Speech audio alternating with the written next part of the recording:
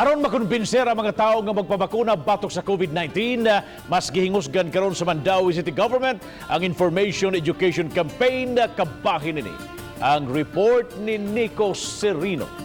Nico.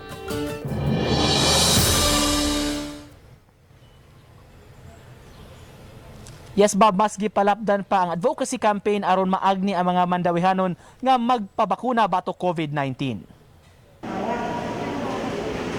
Ang unang adlaw sa Vaccination Education Campaign sa Mandaue City gihimo sa gym sa barangay Subang Dako. Nitambong ang mga health workers ug SK officials sa upat ka cluster barangays. Sa seminar usa ka doktor ang mipasabot kabahin sa pamakuna, kinsa ang makadawat niini ug unsay angayang timan-an. Kaabag sa kampanya ang usa ka NGO nga nangunay sa kalihukan aron mas daghan ang makumbinser sa pagpabakuna.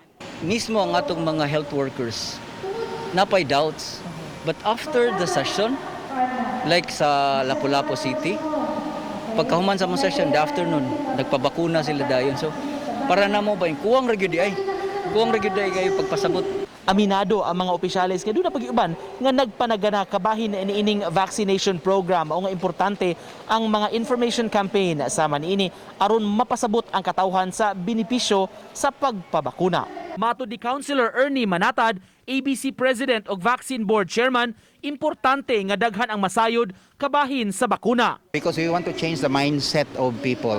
As for now, obvious kaayo ang scare, obvious kaayo ang fears sa atong mga tao to avail of the vaccines, lack of information, lack of education. Nang hinaot sila nga muhimo og lain-laing pamaagi ang mga BHWs aron mapasabot sa ilang mga ginsakupan ang kamahinungdanon sa pamakuna. We summoned the BHWs and also the SK chairs to compose the implementers team per barangay para mag-cascade po dito sa information dissemination sa ground.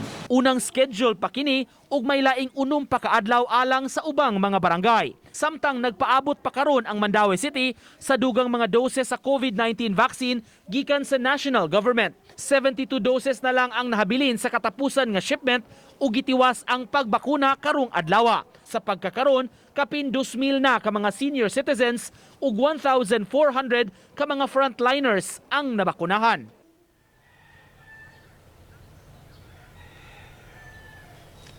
Kipasigarbo ni Manatad, Bob, nga walay wastage sa mga vials sa COVID-19 vaccine sa Mandaue City. Kay doon na magyud sila mga nabakunahan niini. Kung mahuman na kining 72 doses nga mo nilang gihurot karon sa shipment sa miaging semana, muhunong una ang pagpamakuna hangtod nga makadawat ang syudad og lain nga shipment og lain nga mga doses gikan mismo sa DOH. Bob?